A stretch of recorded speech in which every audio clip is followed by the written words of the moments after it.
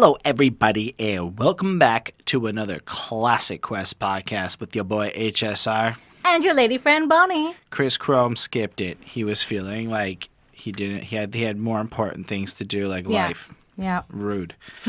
Before we jump into this episode, we're going to do the little bit of housekeeping we do before we start. I've been doing all kinds of housekeeping this weekend. Yes, we now have to clean an hour a week. It's a new rule.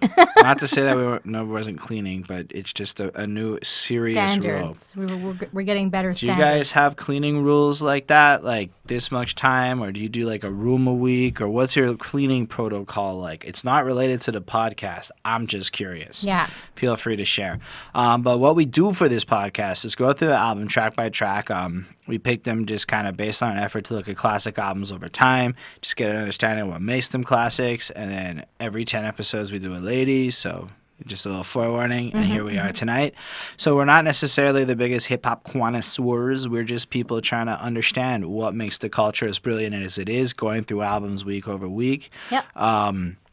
And just before we get into it, I want to give a special thank you to our patrons, Mozart, Lindell Williams, and Super Old School at 1994. Whoop, whoop, whoop. And before we jump in, we love the comments. We love the interaction. So We feel love free you. to say whatever you want in the comments, positive or negative about us as you go. But mostly and just positive. to show that we do read them all, I took my favorite comment from last week. And I like this one because it started a little conversation, and it doesn't happen that often. Okay. Last week we did J. Cole's 2014 Forest Hills Drive, and Randy White had a very succinct and brief comment. KOD is better than Forest Hills Drive. And I was like, personally, I'm not 100% certain I agree. I do think that the bangers... Were your grades better? Do you remember? I think 2014 was better than KOD, but like when I listened to KOD again after I read that comment, and I just feel like at a certain point, like there's two vibes on the album, and I like one of them more than the other, and then it's more about the message. But what I like about 2014 is that the message is about J. Cole, whereas on KOD it's more about other people, less about his experience, and True. you feel it in the album. From what I've listened to of KOD, I haven't listened to the full album, but what I've listened to, you're absolutely right. And so, I don't know, like Mozart once said in the comments, there's something to the personal nature of the album that gives it a special something, and I get where he's coming from. Still, I would love to know which album you liked more, why you liked it more. That would be really cool. That was kind of what the thread turned into a little bit. It wasn't like that long, but still. Anyway, let's get into... It could be longer if you guys go and participate. That's true. At some point around here, the thing popped up in the corner with the episode link. But, yeah, why don't you tell the folk what episode 70 subject is? Well, this week we're doing a classic of a classic. We are going all the way back to October 3rd, 1989 to discover MC Lyte's Eyes on This. Yeah. So, like we said, we do the ladies album like every 10 weeks. And we hadn't been to the 80s for a while. And Yeah, it's been a minute. I just We're Googled gonna go OG, all her, the way back. and her name has come up before, and the internet that I briefly looked at said this album was better than the first one, so we picked this one randomly. Yep. And then we got a cool request of a lady album to do 10 episodes from now. But always let us know what you think the classic lady albums are, because for us it's a little challenging to know where to go, where to pick. It seems like male coverage is like that, and like everybody knows. Yeah. And you talk about lady rappers, and the list is literally like 15 names long, and it's like the same albums circulate. And I would just love to, even underground people, personally, I'm just curious. I want to... Maybe we even do more lady albums, just if you can find us some dope-ass, fresh-ass shit. I'm just saying. Maybe for like the next request raffle. There you go. You That can could be a throw it lady. in. So, yeah, basically, I don't know MC Lyte much outside of the fact that she's one of those names that goes way back in hip-hop. Yeah. And I've never listened to her before this moment, and I don't want to waste time just going on. I do want to say that the 80s hip-hop sound and the rhyming and stuff, I appreciate it from, like, the historical relevance of it. Like, I feel like it's hard to... You can't fully appreciate where the music of today is in the sounds and stuff without like looking back and seeing where it came from. And from that perspective, Absolutely. I find it so interesting to listen to this 80s stuff. But just to preface it, just for anyone here, this is totally not my favorite era sonically. I think that like that's part of it. Like, I mean, Chris was having some like qualms with his album that he told us as well. He wasn't like really able to get into it, you know, and then other things came up. And then like even for me, like I was like having like a little bit of like, I felt like a lack of inspiration almost to listen to this album. Like it didn't appeal to me looking at it, and I was like, ugh, what's it gonna be? And then you know you get into it, and then you kind of start getting the flow of it, and it's pretty interesting.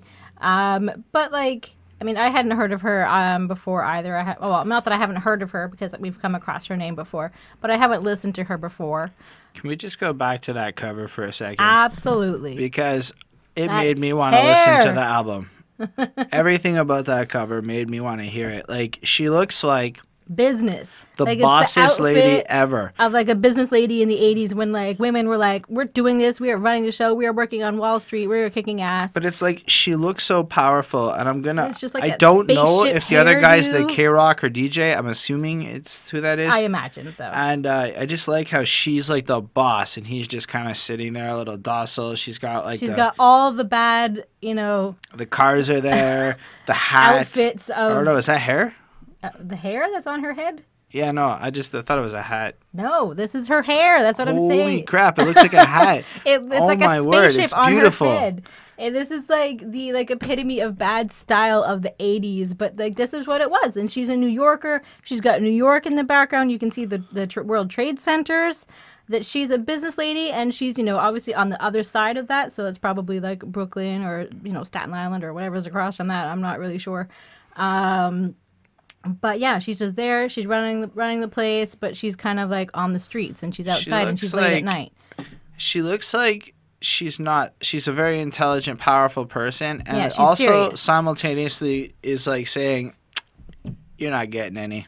You know, like, this is not about sex. This Absolutely. is not, I'm not going down that path. I am a fucking boss, and She's you will someone to appreciate take me as seriously such. and respect. Like she's And here I, to like teach you guys a few From that front, it made me really curious, right? Because, like, I suppose we don't see that side of female hip hop so frequently. It's usually like kind of sexualized most of the time. Like even Salt and Pepper, whether or not it was like however they expressed it, there was a lot of innuendo across their like thing or whatever, right? Yeah. And I mean, she's pretty tame in like that sense. well, it's just more that right from the beginning of her branding, it looks like she wants power. Yeah, she Whereas, doesn't like, need to play. The Queen Latifah album we did, it looked like she was about like her people and this one more political message. Whereas I just think it's interesting that this MC Lyte just looks like she wants to be the fucking illest rapper in the game. She's the boss. She's gonna take over. Anyway, I guess we can jump into it then. The first track is called Cha cha cha. I think it's on a Sunday, but notice they only get one day to shine. I don't know if y'all out there watch The Get Down on Netflix. I watched that because it looked fun. And the part where Before I think it was like discontinued. yeah, but I think it was Grandmaster Flash was teaching dude about the record and the groove and all of that. Yeah. So the second they started playing, I felt the groove. Well, it definitely felt like of that era of that like kind of, you know, and like that was basically set in like a similar place. You know, like the suburbs of New York. Yeah, just Not a little suburbs, bit but, like- later on, shit's evolved a bit more. Yeah. But I don't know about you, but that beat from the second it just kicked in, I was sucked in. I was like do do do do do or however the bass line goes, and it just has this like fucking funkiness to it. It's very raw, very 80s, very scratchy. Like there's like a DJ and but like it's like a lot of that era. This sound doesn't sit so well with me. Like I'm not as into, let's say, the NWA production as much as it's revolutionary and it's cool. I find it kind of whatever. This just felt like some shit that literally, like we played the record today and I was kind of multitasking. And I realized this kind of funk, this vibe, and it's present across the production of this album, is something that like, it just sucked me in. I just found it was like the perfect ambiance to have this casual, relaxed kind of boppy. Like it's not too crazy. It's just kind of this nice groove that the repetition is just perfect to kind of suck you in. Whereas if you kept this record on replay, I'm not going to say, and this is not about her rhyming yet, I'm just talking about the beat because in my opinion, that is the stellarest part of this project is the production. It is something I found myself really liking. Like her rhymes, her voice works well over it. What she had to say became a little bit less important because I just felt like her voice was just part of the mix, and it just felt like an instrument almost in the way it felt on the track. Well, I think in some ways, I don't remember if it is on this song, but in other ways, her voice is definitely part of like the instrument, you know, because it is incorporated into the beat, like her voice.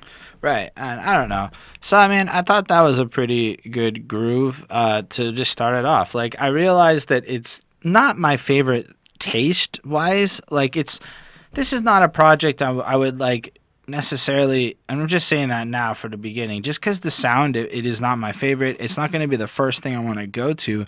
But on the other hand, I could almost see certain parties or vibes where maybe I would go throw this on over some of the bullshit that they would play at that party because this is actually pretty fucking nice, you know? I feel like this could be like a fun, like kind of change of pace, like driving song. Like if you're going on like a road trip, like you could throw on this album. Like why not? It's a little like, this is a little safer to play with mom in the car and a little less of the gangster side. But not to say she's not fierce because that, I don't know. How did you feel about this song though? So I mean, this is basically a song about like how she kicks ass and how she's better than other rappers. This is like where we meet, or at least, you know, where I meet DJ K-Rock for the first time, I think. You know, and she shouts him out. It sounded like, I guess, like raw and like a bit cheap, like the way it was made, but like I felt like the mixing was a little bit lacking, like, and kind of throughout like this album. But I mean, obviously, it's like, yeah, you know, it's not the same as today. And I feel like that was kind of also like where I found the difficulty of like the translation. So to make it a classic, like, is it still like enjoyable by today's standards? And it is like a bit like it would be interesting to see what like a modern day remastered version of this would sound like. Yes, like that would be really cool. And like she has like an interesting style, and it's like similar to like other rappers at the time. She kind of sounded like, or reminded me of like Queen Latifah of Salt and Pepper, like Peppa, like their flows. So like, I mean, I found this song. I mean, it was okay. It wasn't like I wasn't like blown away by it, but it was enjoyable. So I give it a 4 on 5. I mean, as far as that flow goes, I feel like she was right up there with a lot of the more lyrical kind of, because it's like, over this period is the evolution of, I guess, the lyrical side of hip-hop. Unless I'm mistaken, I believe we get that in the late 80s as the early 90s kicks in. So we get the transition from, like, the 81 style of hip-hop into maybe what we would end up getting for the next while. Mm-hmm. And, I mean, I kind of find that she really comes in with that like battle rapper, like on the you can just picture her on the street corner day in day out spitting rhymes against people like KRS-One. I feel like she's in like a folks club like that. Or like some sort of like, you know, battle off. And like her reputation mattered, so I feel like she really comes from that, like, and you feel it in the way she rhymes that she really cared about her reputation as a rapper to be able to drop the dopest shit. Like for her, and like, I'm just going to assume she wrote her own shit based off of some of the claims she made on the other ones. Yeah. So I'm going to say that based on that, like you really can see that. I mean, and you can see like some of like throughout the whole album again. Like I'm not just going to like pinpoint like this song, but like there's not always like the best rhyming and like stuff like that. So I mean, I feel like if it was like, you know, she'd paid somebody to write it, it would be like a little bit more, you know, follow like, you know, some sort of.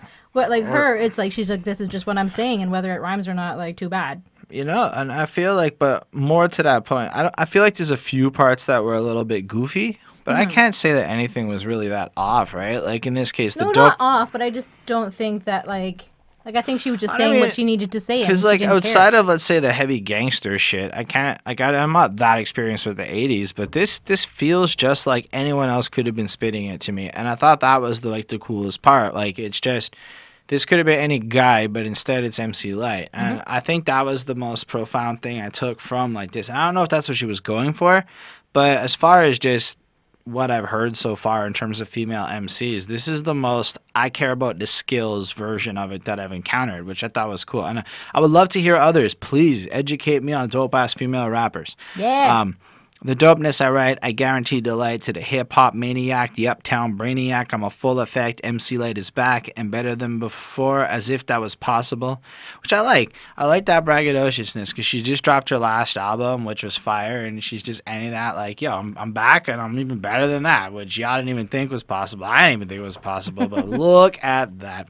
It turns out that I'm actually the illest. And like she goes on, like my competition, you'll find them in the hospital.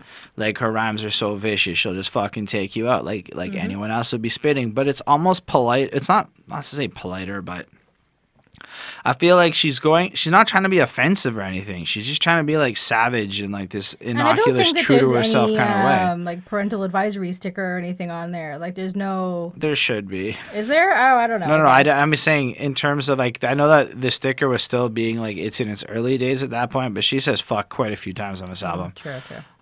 Which I thought was cool.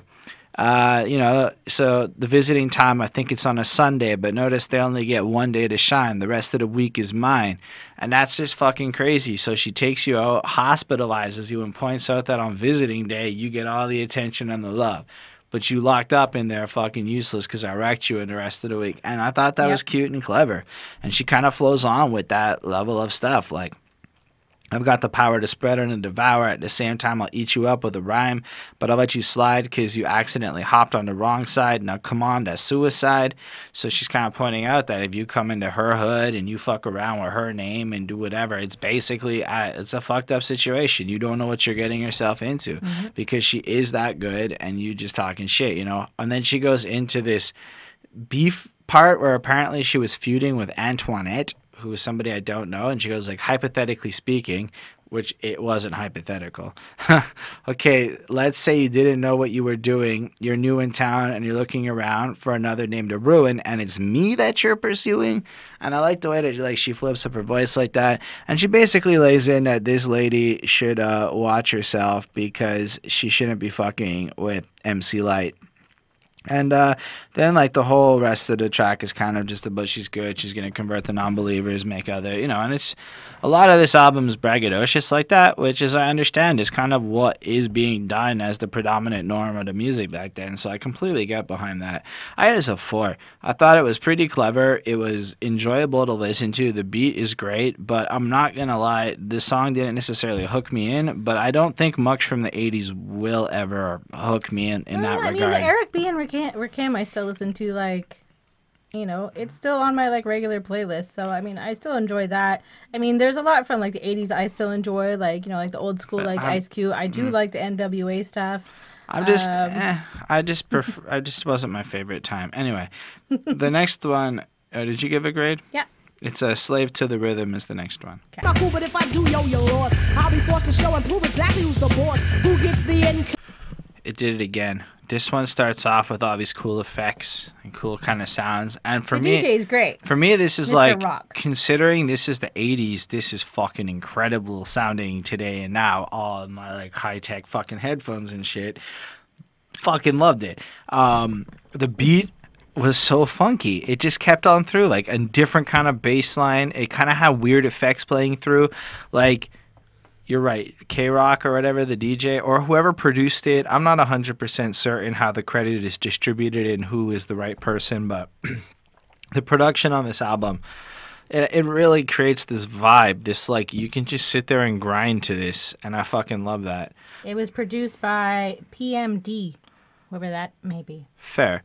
So what did you think of this one?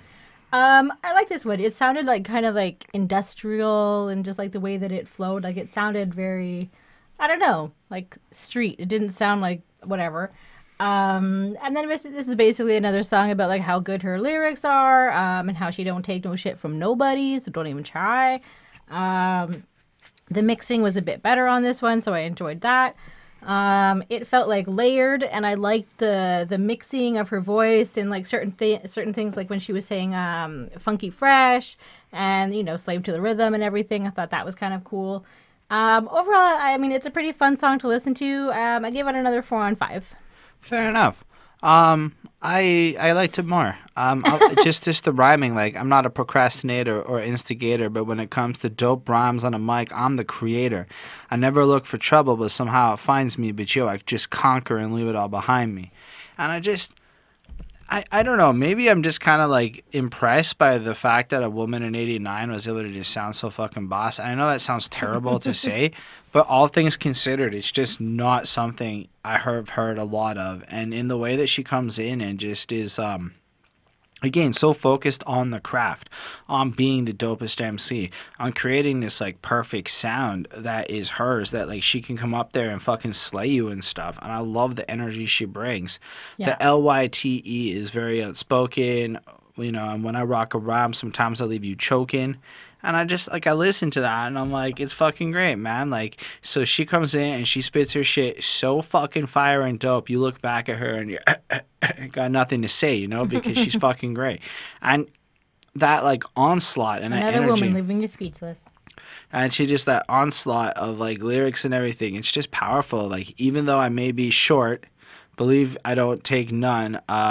Try your luck and we'll see who will get done. I mean immediately, like quick, fast. Don't turn your back because this mic will be in your ass. And don't take what I say too lightly. I beat you, defeat you so quietly. Sneak up and hit you like a fucking tornado. I love it. Like, I feel like she creates these strange contrasts. And that is a strange contrast. Like, I'm going to be quiet, I'm going to be like a ninja, I'm going to be whatever, but really I'm going to fucking wreck you and kill you like an assassin with the power of a tornado. Like, sometimes the words create this very strange correlation of imagery in my mind, and I think that's part of what I really like, because it works. There's nothing wrong with it. It's just, it's almost silly in its ferocity, and I think it's fucking great. It's just powerful. Like, on a more sillier front, picture her walking up behind a rapper, pulling out a microphone, and then doing some like fucking Street Fighter shit and creating a tornado of like pure energy to blast motherfuckers. And like the short line, I forgot to mention. Like I've definitely like thought that was interesting that she's, you know, short, and I think that also is kind of like if you like know maybe that she's short, it's kind of represented like on like the album cover itself, because she's standing there like looking tall and powerful while like the DJ is kind of like squatting on the ground to like appear, I guess, like smaller than her. So I mean that's a typical like Tom Cruise kind of move. Yeah, and it kind of goes on from there. And then what I like is in the I think later on in the song, she kind of has like a conversation, you know, as you drop the mic because you don't have the gift to rip a style fast or slow. Why, Lyte? Too busy hoeing it, sniffing a blow. Don't get mad. It's just a talent I was given. Yeah, she does not like people that do drugs. I'll say that much. So she's kind of pointing out that if you want to spend your time in this kind of a way, instead of focusing on your craft and being on the grind, well, then I shall cast judgment upon thee. And but like she's not involved in like any of that sort of like gangster street life, I don't think, you know, like she's there like grinding it. She's ready to be smart. Like she you know, like maybe she's like further educated, and like, you know, she's more like on the grind. She probably has a 9 to 5, you know. Well, I feel like she makes enough off the rhyming. You know what I mean? But like I think like that kind of like, I get that feeling from her. Like she's like a business lady. Like she's ready to kill it. Well, she's about prioritizing her time in a way that's efficient, you know? Like, like, yo, what you telling me, Lyte? She was ass kissing, no show, you hoe, no work, you jerk. Cool, Lyte. I think her feelings are hurt. All right, I'll chill. I'll come to my senses. But next time you diss, think of the consequences. And then she's kind of saying, like, I'm willing to put down why you fucking suck compared to me. I'm willing to go in on the real shit. You can't do that to me. She's gonna tell you the truth. And you get the sense that there isn't anything like that on MC Lyte for you to come back at her. So she really is like this decent person that just has the skills and can fuck up you and your degradation. And I just thought that was kind of intense. I gave this song a 4.5 on 5. I thought it was really strong. It had some fun effects. It was really interesting to listen to. And yeah, it's fucking dope. And I'm not a huge fan of Cappucino the drink, but let's talk about the song. One guy died fighting over his girl. Another died driving while intoxicated. Why did I have to have a cappuccino? That's what my mom would say. What? She says cappuccino. Okay. That's for you, Mom. What did you think of this? I mean, this is basically a song about being at the wrong place at the wrong time. Why, oh why did she have to have a cappuccino? She was getting, it's basically her telling a story about her, like, going to this coffee shop, to this cafe, like, having, like, a coffee, and then, like, some, like, drug dealer or, like, drug taker, I don't know, I think it was a drug dealer, like, attacked her, and, like, talked about, like, people she knew or, like, knows that have gotten involved in, like, drugs and drinking and how they end up dead and, like, in trouble, and, like, in different ways. She's, like, letting us know that this is, like, something that she's, been involved in, I guess. And coffee is her drug, I guess. Like, that's kind of what I, like, assume from it. And also, like, it goes back to, like, her, like, what I take, she's clearly, like, a business lady, so she needs her coffee to get ready to go. Like, that's kind of, like, something that I thought of as well, like, how we all do. But it ended up that I think with her or with somebody, like, someone was supposed to be getting shot at a cafe. Like, I missed out on who it was exactly. But it seems like a pretty like relevant story, and common story that you hear about, almost like from like what was going on back in the 80s and like the crack epidemic and like all of that was going on, especially in New York, where this was like a prime place where this was all happening. So, I mean, it tells a very interesting story. I don't know that I would like necessarily always go back to it, but I thought that it was like a fun song. It's kind of catchy, but kind of annoying at the same time. I gave it a 4.25. I'm pretty sure that Cappucino is kind of like cocaine in the sense that if you were to think about what Coke does, coffee kind of does a similar thing. So I just took it like Cappucino. It was like her kind of saying, wow, why did I have a coffee? But it's like a safe way of talking about getting high on Coke or whatever, right? But I don't think she was doing it. No, I think she's taking on the role of like a PSA, going, oh why did I have to try cappuccino? Like kind of just like maybe playing it from that point of view. Maybe I missed out on that one. Said they had the best cappuccino around, so I stepped in and I ordered a cup. Someone grabbed me by my throat, said, shut the fuck up, and I did pronto, quick, fast. How much longer would the torture last? In the wrong place at the wrong time. It was a drug sale. I could feel it behind. It seems like I don't know. I just took it literally. So take it from like a whole different perspective, where instead of buying cappuccino, the greatest, it's buying some crack for the first time, and you just happen to go in for the first time into that environment, and it just turns out it was a dealer, and all of this happened, and you're like, oh shit, why did I have to get this at this time? But at the same time, coffee is a pretty scary drug. I'm going to throw it out there. I am a heavy... As I'm drinking it right now. No, seriously. There was a point in my life where I was so hooked on coffee, and I was drinking so much, I couldn't fucking sleep, because I just had coffee from like 8 in the morning straight to like fucking 9 o'clock at night and shit, and you're just like fucking wrecked, and you just never sleep.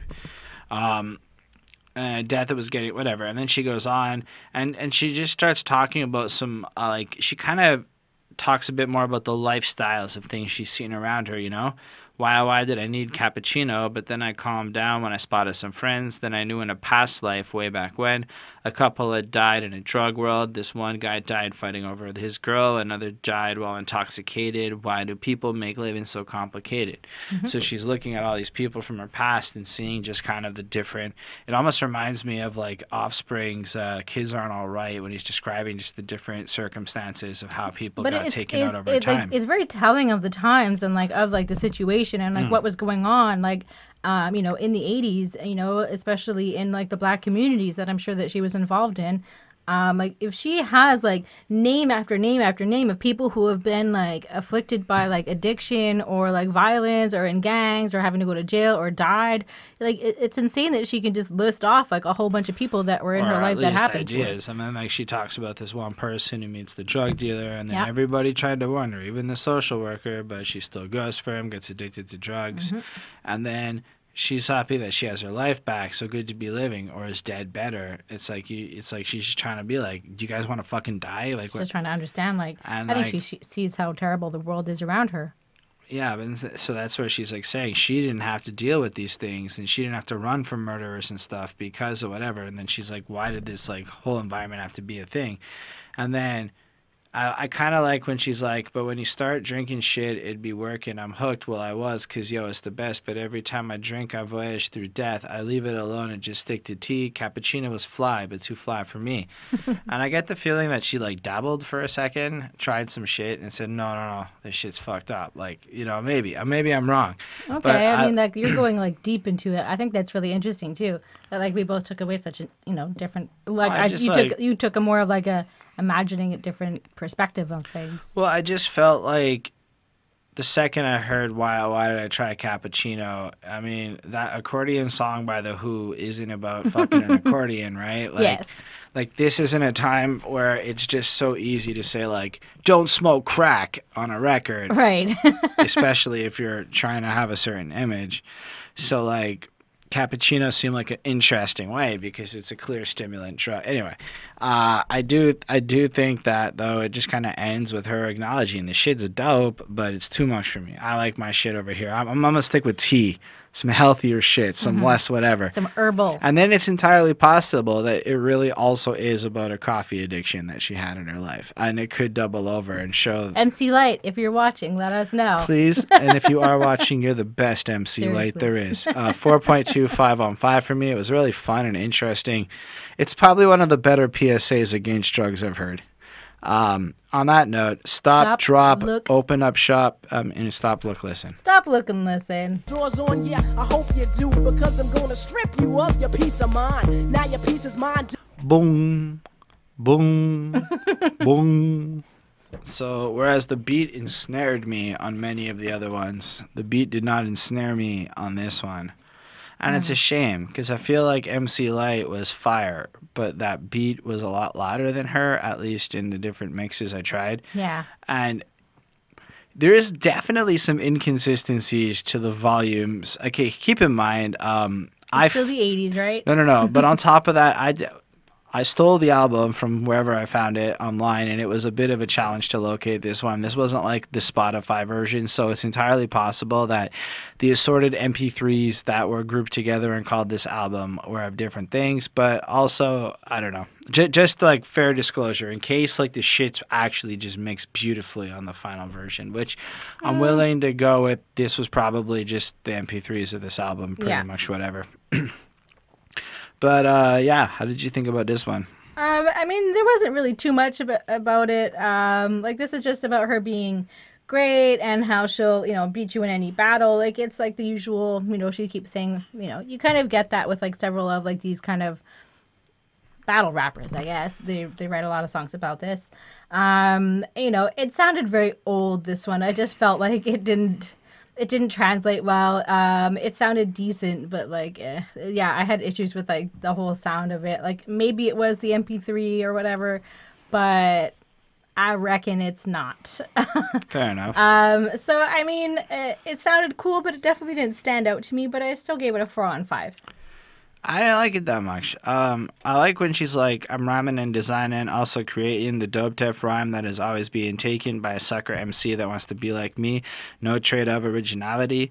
Now, I know it's an 89, and that's probably like the way she was delivering it is all pretty original, but it's kind of hard in retrospect to call this the flyest rhyming I've heard. Yeah. It's a little bit, it's not even the flyest on this album. I think my biggest grievance is that a lot of her battle rappy songs are a little repetitious. Like she'll reuse lines and rhymes a few times, like, and it almost makes me believe that it's super authentic, right? Like, yeah, absolutely. And it really adds to that. But like, I don't know, I just didn't necessarily. It didn't get into this one as much. Like, you want to battle Mina, that strange behavior, drink and drive. Yeah, you're probably safer. I did enjoy that because it's fucking funny. The idea of battling her is more dangerous than getting into a car smashed. And that's funny. Like, just in terms of the extremeness of that. But the way she delivers it almost sounds a little casual and fun. Like, you just want to hang out with her and it's a good old time. Mm-hmm. So sometimes there's a bit of a disparity between, I guess, the tonal voice being used and the words being said. Maybe. And maybe that's just my not understanding the 80s hip-hop. Because when I start, I never give slack. You feel like a kick me sign was pinned to your back. Like, that's funny. Like, I'm just picturing it's very, like... It's almost juvenile, but, like, it's still pretty much saying the same thing as a tornado fucking blowing up out of ninja skills. I really dig the overall feel of how she comes at it. Like MC, master of creativity, rapping is the activity, rhyme is the sport. Let it be taught that Lyte, the MC, is taking no shorts. So she's intense. She takes this really seriously, and I admire that. But the song's a 3.5 on 5 to me because I found it really not so pleasant to listen to, and it was pretty good, but the beat was really I couldn't get into it over the thumping nature of that bass line. All right. I guess I'm just throwing words at you. Please don't be mean to me. Jazz in your own neighborhood. I have yet to threaten you with sticks and stones that'll hurt you. I feel like this one was like a step right back in the right direction. Like the beat's a little funkier, a little fresher, a little easier to listen to. The mixing's a little bit nicer. Her voice is right back in the right volumes where it should be, so I can hear her nice and crisp. And the rhymes are pretty fucking good in terms of being like, she's got like the same kind of stuff, but then she just has these funny lines or these really good things that just creep up in the middle. Like, any competition, checkers or chess, whatever the game, Lyte'll never fess. But did you say rapping? 'Cause I'm with it. I hold the title. You might as well forget it. And she's just like, oh, you're good at that or that? That's fine. You'll win. But we're talking about rapping now. When it comes to rapping, I am the shit. You can't beat me. And again, that's kind of the crux of this track. It's another one of those. You can put her to the test. She'll prove she's the best. You'll be the last cuckoo to fly over the nest. Try to do this now. You'll be the only Scarface in the place, 'cause I'll rip out your eyes, cut your tongue off. You can't talk no more and let the bullshit walk. So I guess that's a little bit of a criticism against those people who try to floss up their game because they're gangsters, like because you're a gangster or whatever. Oh, you think you can rhyme? Well, fuck that. I'll come at you with your own style and fucking wreck you here in a second, you know? Mm-hmm. And I really appreciated that, you know. In this lifetime, you're no MC. You're just labeled in bold black ink as a wannabe. Now that I pulled your card and I read you, I should punish those that misled you. And I fucking thought that was such an interesting follow-up. Like, here you see almost a parental concern. She's like, I schooled you. I smacked you down because you ain't got the fucking skills to compete with me, you little poser wannabe gangster. I'm fucking calling you on that shit. But really, it's not your fault. It's those motherfuckers that influenced you into this fucking fake-ass life, and I have a fucking issue with that. So I do appreciate her ethical... Like, I feel like, again, she's one of the few that may be able to have that ethical grandstanding, because I feel like you feel the purity in her as she spits these rhymes. I might be completely wrong. True. If we find out in the comments, there's like a scandal this big about her. MC Lyte's on top of the pile, waiting to put a sucker in her place. Won't hesitate to diss a bitch to her face because you're a half-assed MC, a part-time hooker. Talent was given out. They overlooked you. And I'm like, what I like about her is she can be as silly as having the goofiest shit, but then straight out call you a bitch and a hoe in like the next fucking line practically. And like, she's not afraid to shy into the intense language. If you cross her, she'll fuck you right up. Don't mess with her. But at the same time, like, it's almost like she's able to do it without being like that too. So she's actually showcasing all sorts of sides to her throughout these tracks, which is a lot more versatile than I think I've seen in some people who are just all extreme or all this. Like, she's got feelings too. That's what I'm trying to say. Yeah. I think this track was fun. It was a 4 on 5. It was definitely something I would throw on at that same party I was describing earlier. Yeah, well, I mean, I feel like this one, maybe I'm, whatever. Anyways, I felt like this one was a little bit less than the last one. I like the other one better, actually. Words are her weapons, basically. And, it's just another song about, like, how she kills it at, battles and at shows and whatever. I mean, it was all right, but I would never really go back to this song all that much. I gave it a 3.5 on 5. All right. Well, at least I know you're not with the dealer. Absolutely. She said, but I love him. I wonder, is love worth being? This one is featuring somebody who I know I wrote down below, but I forgot to write in my notes. Cecilia. No, that's not who she's featuring. Like, there's an actual... Anyway. Milk D. Yeah, that's it. So what do you think of this one? I mean, the first thing I noticed, I was like, the rhymes were a little weak in this one, at least at the very beginning of it. I mean, that was what I noticed. This is basically, a drug dealer situation. She's trying to tell this girl. Cecilia. If anybody knows that song by I'm sure Paul Simon. I'm sure Lindell does. Probably, definitely. It's a great song. So it's great to hear another song about Cecilia. So this is telling sort of just about like how dating a drug dealer is bad news bears, and you'll die. So that's kind of like how it starts. She tells this girl Cecilia, and and she just loves this. She's in love with like the drug dealer, and then like MC Lyte is just like giving her a warning, like don't do it. And then like shit goes down. The song is like it made me laugh out loud actually. The song is pretty crazy. It's just sort of like, well, I told her that she shouldn't go out with a drug dealer, and then she changed her mind last minute and she got shot. And she was going to say goodbye. Yeah, but then she gets shot anyways because the guy's coming after her, and there was a hit on the drug dealer. Yeah, that's exactly it. Like he's coming after her. No. The drug dealer wasn't coming after her. No, I know. Someone was going after him. And then she got killed in the crossfire. Yes, I know that. I was just clarifying it. Oh, I know that. Maybe you don't. It's just funny. Like, so anyways, he has to like leave town. Like that's kind of what's going on. And then, that's when she comes to like MC Lyte, and she just says, like, see, like it's not worth it. You get killed. Like here's an example, and like then she goes out, and then she gets killed. And then the guys with the Uzis came in, and exactly. she has like this, and I heard a boom, and then like you hear because the then gun like sound. I guess like she'd convince her, she'd finally change her mind. Yeah, and she was about to say goodbye and break it off, and then gets gunned down in the crossfire of the assassination of this drug dealer. And that's why it's bad news bears to go out with drug dealers. And throughout the whole song, and it's picky. It's and that's why it pays to be choosy, like she says. I thought that was very funny. See why it pays to be choosy? I was right, and you. But like, I didn't get shot by an Uzi. But like, it's worth stating that throughout the song, the friend is there, and they're just trading off like half lines. But the friend is sometimes playing like just the third person. That's like, oh, you said that to her, and then other times she's just Cecilia. And, like, it's almost seamless. Like, you just have to guess who the ad-lib is going to be through the song. It's pretty fucking great, though. Like, a friend of mine... It's a very funny song, but, like, in, like, a serious sense. Like, it's weird. Yeah. Like, a friend of mine. Which one? Cecilia. Yeah. Has a man. So? A dealer. Which one? Born supreme. You know the type. Yeah, I know what you mean. Golden cars. Cars and gold. The more he got, the more he sold.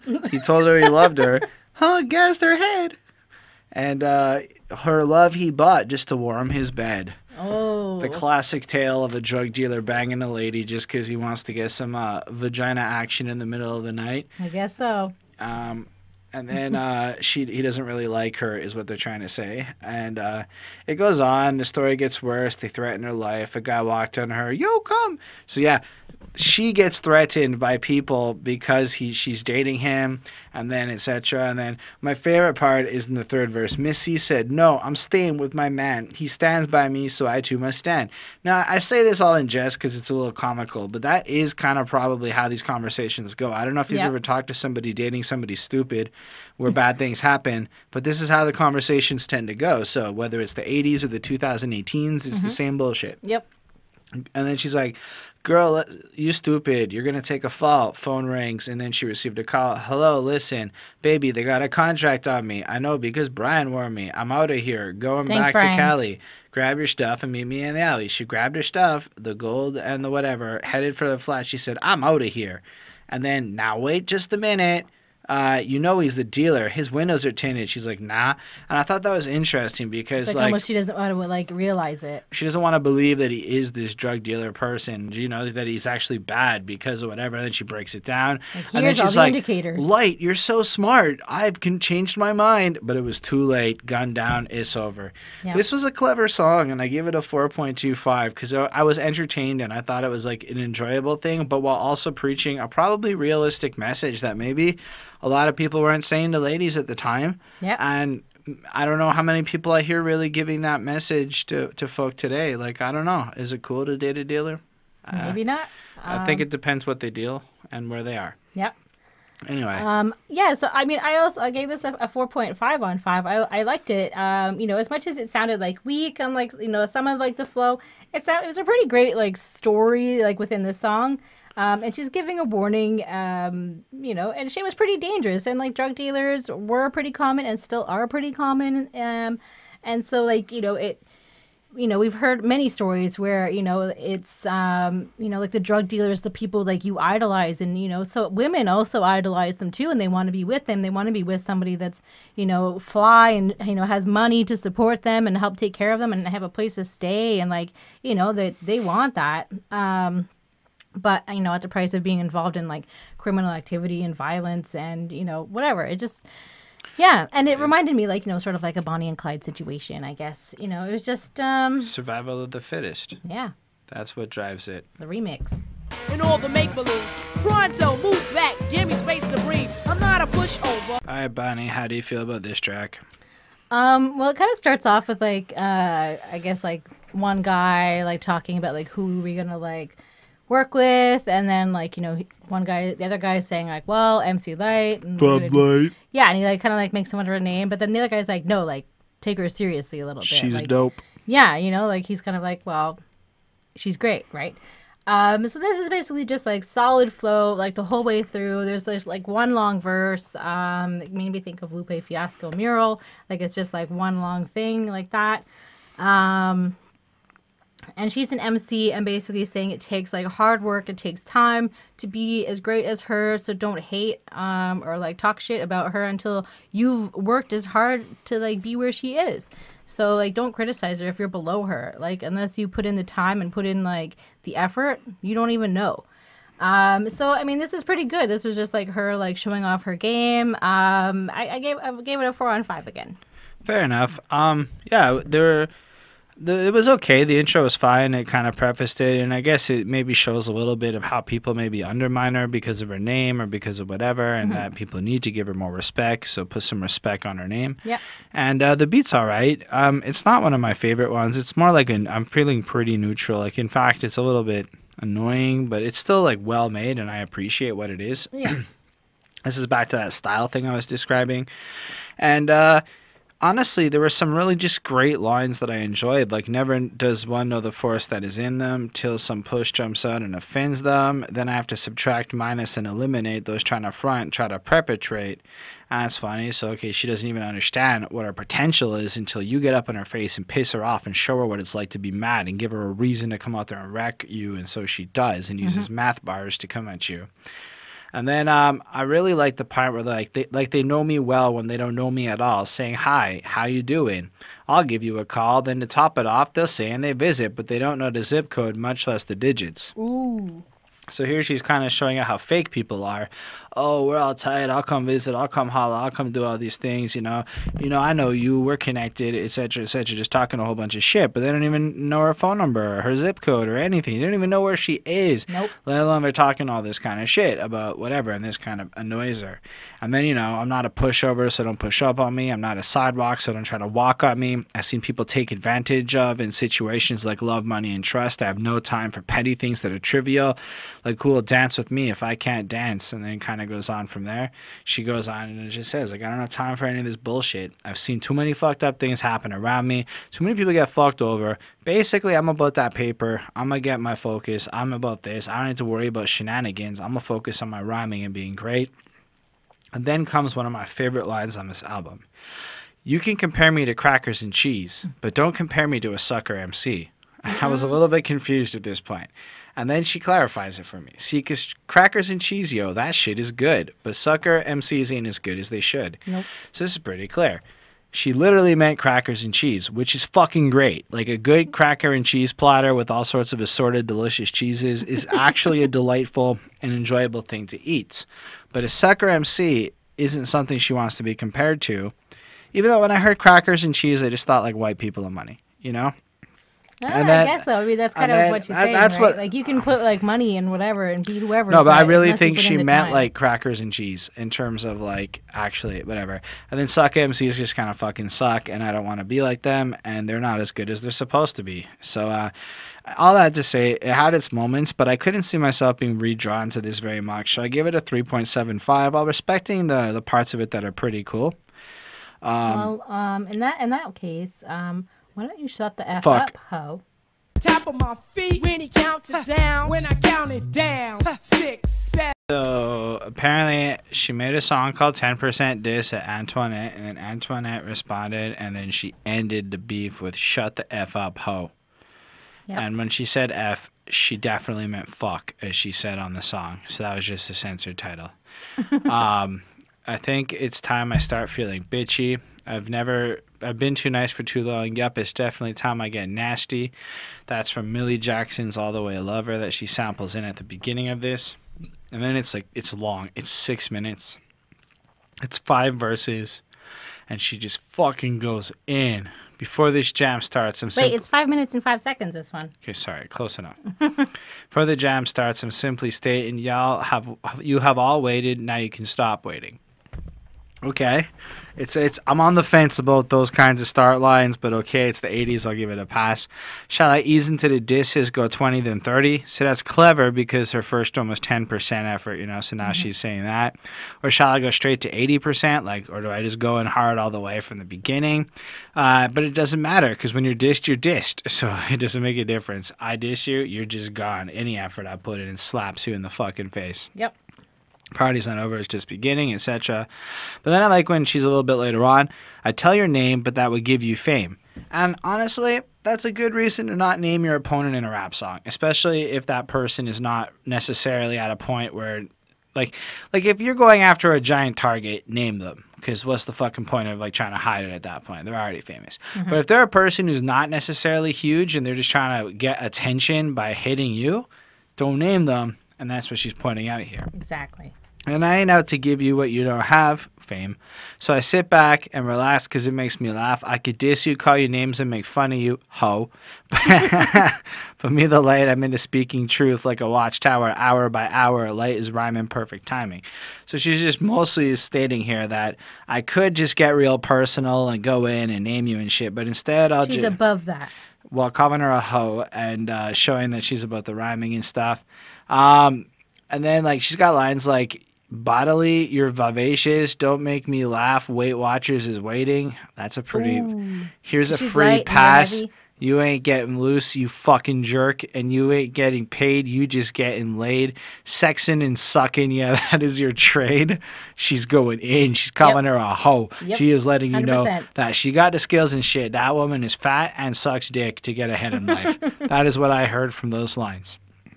Your mold is fake Crayola crayon. I never thought about it, but technically a Crayola crayon will be a fake mold of something. Don't dare to sleep or even prey on. The light is too wicked, too worthy, too strong, and the rhymes I create are made to last long. Well, we're talking about them in 2018. MC Lyte, you have achieved your goal to that. You Up rapping isn't a sport. You either have to teach yourself or you have to be taught. And being that you aren't wise enough to do it on your own, the ones that write your rhymes might as well hold your microphone. Dropped a little vinyl and now you think you're large, etc. So she's calling her out for ghostwriters. We know exactly that she writes her own stuff. Yeah, well, at least she's saying, I write my own shit. I'm Meek, you're Drake. And we're coming in with that point where she's just calling out the fact that this person that she's beefing with doesn't create her own shit. May as well hand the mic to the people who actually do your fucking rapping and let me go against the real contenders. Mm-hmm. You ain't really down, you wig-wearing clown. Borrowing money to buy an outfit not even good for a Sunday picnic. I ask you, do you know who you're fucking with those bubblegum jeans and those 2-for-1 skips? Fashion. She came at her with the wrong clothing outfits. A little bit like a chomp, got destroyed, got taken out. And then I like how it ends with some good old G.I. Joe. And now you know. And knowing is half the battle. Slime! And then it just kind of ends like that. And I feel like this is a really good diss song. I feel like it was fire. She was vicious. She was classy. She was interesting to listen to. And I gave this a 4.5 on 5. And that beat has how and shit like that just linked up in the background, punching in. It's also got this noise, but sometimes it goes how a whole bunch in the background. It was definitely an effective fucking slap to somebody's face. Yeah. This is basically it, right? This is where she goes hard, just like you were saying. And then there's the ha ha or whatever noise that's in it, and it just made me think of Tina from Bob's Burgers, when she's having a panic attack and she's like ha ha ha ha. It's what it's it happens throughout this song. Sometimes it is definitely a hoe though. Yeah, but like in the appropriate times. But I found it like overall, I found it kind of like distracting a little bit. I didn't really like it how it was placed. And I mean, this is clearly a diss song. She's going hard. She's being truthful. She's being like, she's not holding back. And this, she's just basically talking about that this girl's a hoe. And that she's crazy and she'll diss you, and like why would you even challenge her, because you're just gonna like end up like looking stupid because she's gonna like call you out.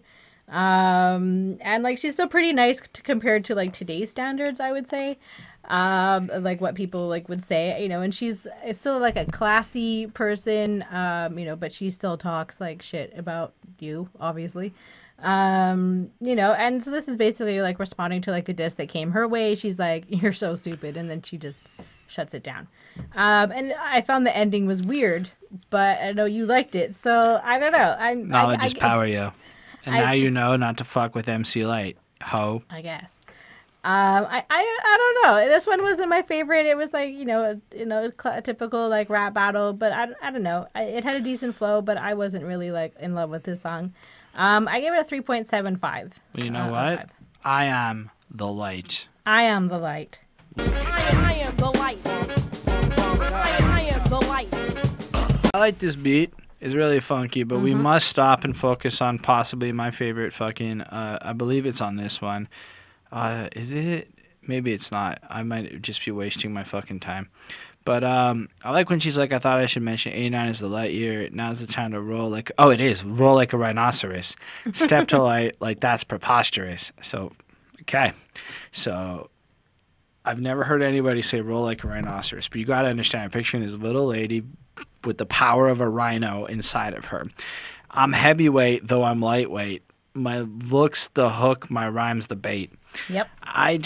She's light, but she's powerful, I know what she's trying to say, but it comes off sounding so convoluted and ridiculous sounding.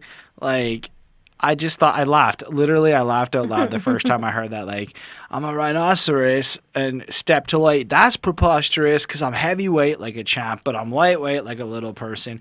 And like, you're just like, I get what you're trying to say.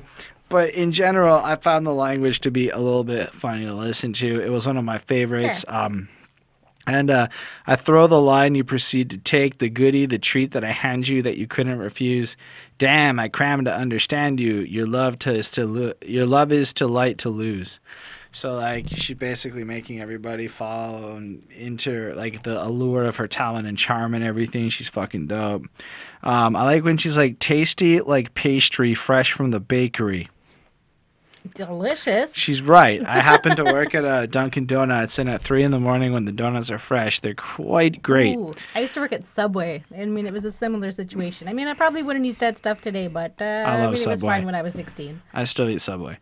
First, is Subway dying where you are? I found out Subway's not doing well in the States. Like, it's fucking killing it in Canada. So I was just wondering how Subway's doing in your hood. So first priority, that's the way it has to be. Feel the drum. I bet it makes your body numb. One for all and all for one. I bet you come. Oh, that's a little bit good. Like her music is so powerful. It's going to attract you and attract you all at the same time. It's a fun song. I thought it was interesting that on the people who come to see Lyte perform, and then I heard "Word is Bond," and I'm like, oh, I guess Raekwon didn't invent that. That's been around for a while. I now know that. Yeah. Well, I think it's just like like your word is, your word is your bond. And then anyway, so I gave this one a 4 on 5. It's like another funky little MC Lyte's the shit type track, and I don't have a lot more to say. Yeah, I mean, the beat was cool. I agree with you on that. I am the light. I liked how, like, the DJ was, like, mixing that in. So, I mean, thank you, DJ K-Rock. You better practice because she's coming. Like, you better bring your game. You better, like, rehearse. You better, like, have it, like, on point. Because she's bringing her game. And, like, the image that she gives off is that she's powerful. She knows what she's doing. She's gonna rehearse. She's gonna like know her shit. Like she's not going in like unprepared. And she's what makes things bright because she is the light. So I mean, this is another like braggadocious kind of a hit. I gave it a 4 on 5. Fair enough. The next one's a little bit of a shorter ditty. Yeah, 206. It's called the rhyme Hangover. Beat just seep through the cracks and crannies of your brain. You can't remember your name. Are y'all also suffering from heat waves up where you are? Because Yeah, it's it's fucking. really humid today. And do you have dry heat or humid heat? If I you know. have dry heat, I'm jealous. You're so lucky. So the question is though, if the rhymes are so good, like so fucking good, why would you want a cure for that hangover? Exactly. Like, why would you? Why? That is a cute premise to the song. But how do you think about it? I mean that's pretty much what it is. That's what I took away from it. That she's unstoppable and like, you know, she has like this like greatness to her and it's almost like a disease. And then so like, why would you want to cure that? Like, why would you want to take that away? You know, because it's great. It's cool flow, but like that's basically what it was all about. Like that's the only thing I could figure out. I mean, it was short and sweet. It was, you know, like 2 minutes and like how many 6 seconds, I believe. Yeah. I mean, I give it a 4 on 5. It's like, I mean, overall, like this album is like relatively consistent, but not like excelling. Fair enough. I mean, I think the first part of the song is an interesting context setter. Like, you've heard the hard side, the rough, tough side. Now it's time to hop aboard the pleasure ride. And I suggest you don't resist. The voyage, you don't want to miss this. It makes you woozy, feel kind of dizzy, fantasies wild, and imagination busy. So I feel like what she's trying to do here is say, like, a lot of other people are selling you this negative shit, this awful shit, or maybe even on her own record, a lot of stuff has been, like, negative perhaps, or tense, whatever. But this is about having a good time, a funky thing, about taking some music to, like, stimulate you. And that beat is funky and fresh. You kind of want to dance to it and stuff. Not as funky as the next song. But so then so she's kind of like trying to imply maybe this is just a different vibe you can kick to and try to put something different out there. So like, go ahead and spin the rude moves round. If it's faint you feel, then you ought to sit down and let the beat just seep through cracks and crannies of your brain. You can't remember your name. So it's almost like use the music to get high, to get lost in, to cope with. Use this as the fucking drug that it is. Now the beat will tip top, taking over your mind, a cure for this hangover I doubt you can find. So she's saying, like, her music is kind of this drugs, and it will have this residual lasting effect on you, something that will make you feel better, make you feel happier, etc. So when you look at it from the point of that hangover, why would you want a cure from that, even though there are definitely cures for other hangovers that we want in life? So yeah, open up your ears and rev your gears. This is the MC Lyte's train, not all steps and stairs, you know, like something comfortable, something nice, not just lugging yourself upstairs. That's how she's equating her music. Peaceful and joyful experience. I think it was nice. It was a cute little short song. It was just kind of like a fun little rhymey adventure. It was a little more positive and a little, again, more about the music than it was maybe about beef or even herself. It's just more about a vibe she's trying to create. So I give it a 4 on 5, and I thought it was pretty cool. Cool. And the next one is, in fact, a funky song. Down to business. I'll never doubt me what I'm capable of. I have to show and prove that I am. So how do you feel about this funky track right here? This funky little ditty? Well, it sounded like it was like from like the 70s, which like makes sense, like based off of like the title of the song. Like it's a funky feeling, and then you kind of have like this like crackling of like a record. So like maybe she's kind of like drawing on like something like from like the 70s, like something that she enjoys. You know, she's the best, and like she proves it, and you know, she kind of lets like the beat take over a little bit. And then play the other side, she says, like a record. And then she, like, you know, lets, you know, DJ K-Rock come in and do, like, his thing a bit. So he's kind of showing off. So, I mean, again, it was, like, consistent with a lot of, like, her other songs. I gave it another 4 on 5. It was all right. Yeah, that's about it. Fair enough. I like the beat a little less. I know what it was trying to be, and it was kind of moving in, I guess, the opposite direction of what I was hoping for. And that's just my stylistic preferences.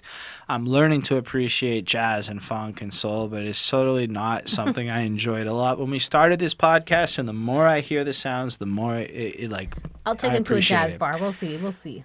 But, you know, it's just like I don't know the reason for which I become frantic for some bass drums and a few hi-hats. But, yo, please don't say microphone because they'll be forced to kick whoever thinks they king off the throne. So here I thought was interesting. What I took from it is she's really into the idea of being into what you're doing. So if you're the best at this or you're the best at that, that's really awesome. But watch your fucking mouth. And if you pull out the microphone, almost please don't. She just wants to have a good time and feel the music and shit. Mm-hmm. But then a mic comes out and all of a sudden she's got to come in and battle and do what she's got to do. And but yo, people talk speakers and sneakers if you wanna, but I like the cars that go boom, I want front yep. And here she's kind of also referencing different parts of the culture that she's into and stuff. So like she's all down to talk to you about the latest kicks, and she wants to see your fucking flashy cars and stuff and hear the crazy music. I don't know what a tweeters is, but I had to like say the word tweeters because of Twitter and tweeting. For her time. And I like to go above 10 on the volume because that's just what's up. So she's kind of painting this picture of loudspeakers and cars and all of this. And tonight's not really about battling or whatever. It's just about like this vibe that she's really into. Yeah. And then cough your dollars, put your money where your mouth is, and we can surely as hell get down to business. And then it's a little bit more about like, I can do this really well, pay me and we can make it happen.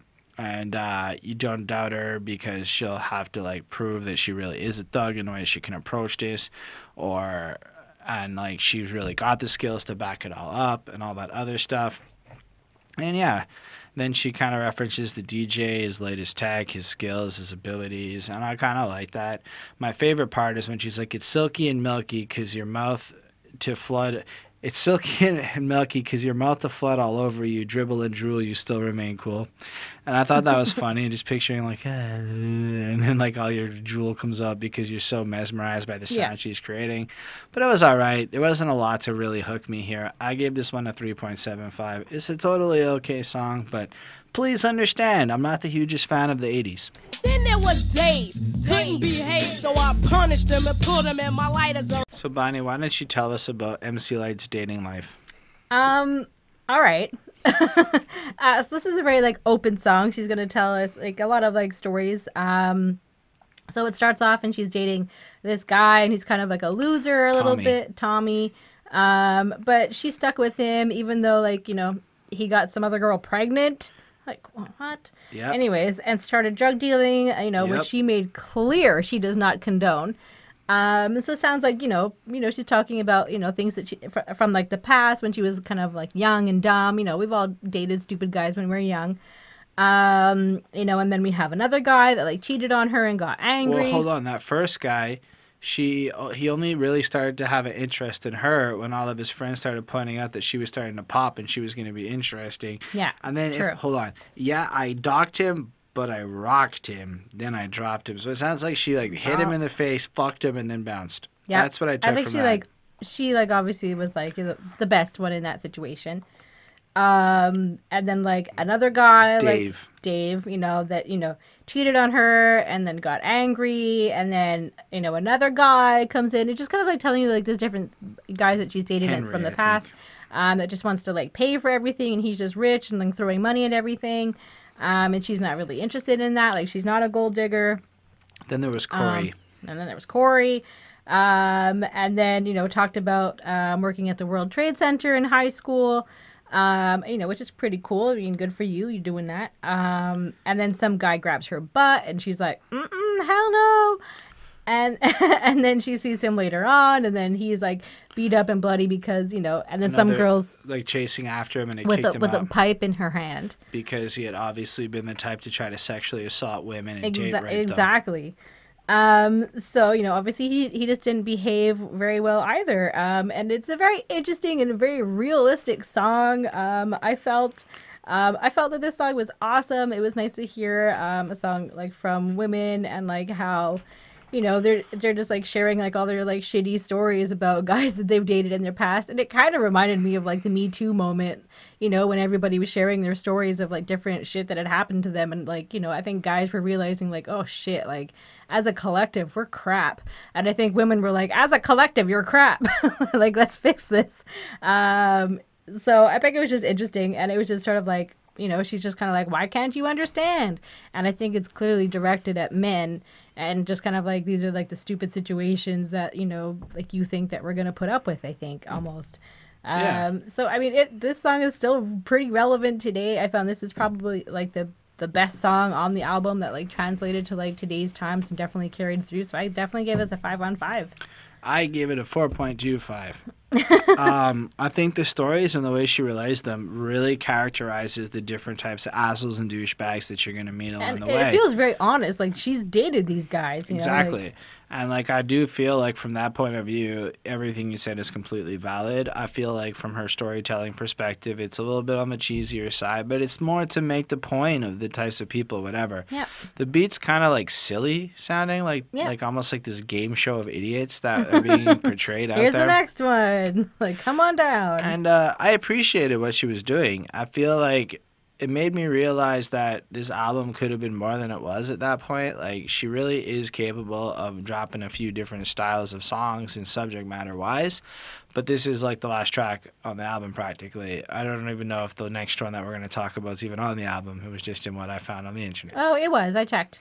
But yeah, basically, this song, I wouldn't want to like call it a feminist or anything. It's more, it just feels like, look, guys, this shit's unacceptable. Please understand. No, I think that's pretty feminist-y. No, but I feel like, she's kind of like, but oh, I don't shit. feel like her intention was to like be whatever more than just be like, this is my experience. This type of behavior is kind of lame.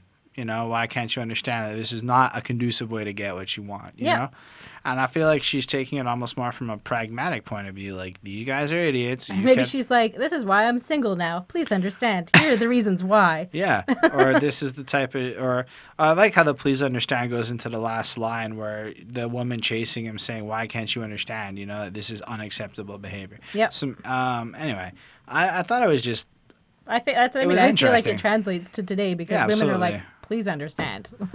anyway, there's one more to discuss a little bit, and it's K-Rock's K-Rock's Housin.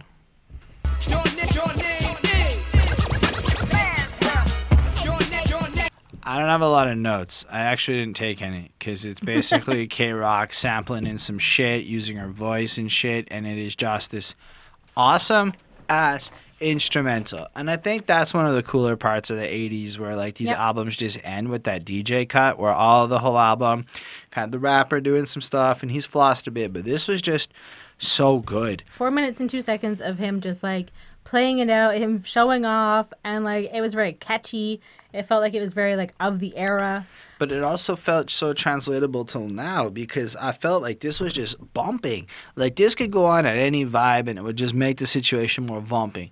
Like it had this great cadence to it. He kept switching it every 48 bars to like make it interesting. He sampled in a whole bunch of different sounds. He basically constructed this like 4-minute song out of like limited sample of her voice to create such a full and awesome experience. I get it's a 4.5 on 5. I like listened to it. I listened to it again. I just fucking love the vibe of this. I kind of wish this album was on Spotify because then I could plus it and fucking vibe to it even easier. Yeah. I also gave it a 4.5 on 5. Like I thought it was very like, I think it's very nice. She's obviously a very considerate person that she puts on like a whole like song of like just like her DJ that she's including on this, and she takes his music seriously and wants to showcase that to us. And I think that, you know, there are throughout the songs, like he obviously has his chance to kind of floss a bit, but you know, this is just his song. He's going to show off. He's going to conclude it. You know, he's just going to like wrap it up. And I think it's pretty cool when like musicians allow, you know, like the people on the instruments to have like a chance to shine. So yeah, like I said, I gave it a 4.5 on 5. I thought it was pretty good. All right, cool. So if we want to wrap this up, for the album as a whole, I give it a 4.09. I don't know that I would call this like a super classic of sorts. To me, it's a really good sample of like the higher end of quality of this era, in my opinion, from what I've heard. I mean, it's really impressive to see her come in and drop these bars the way that she does. Like she comes in with an intensity. She proves that she can hold herself against other MCs and does the battle-y side of stuff. She wrecks that chick. She has a couple of Antoinette. yeah, she has her anti-drug anthem, her men better shape up anthem, don't date a dealer anthem, kind of just giving you a sense of the quality, but she comes off like a boss. She comes off like she's business oriented. She really sounds like this really awesome role model that's presenting like good ideals. Like she transcends gender norms Absolutely. and shit. And I feel like that's pretty cool. Like in that regard, she's awesome. I think that even if this video doesn't get a lot of clicks because just off the jump, I'm not thinking it's going to be our highest performing episode, but like I think that it was so fun to like go through this and hear this from like the historical relevancy of understanding, and we have to definitely spend more time in the 80s, even if it's totally not my favorite era of music. But I think that this was a cool album, all things considered, and I really enjoyed hearing it.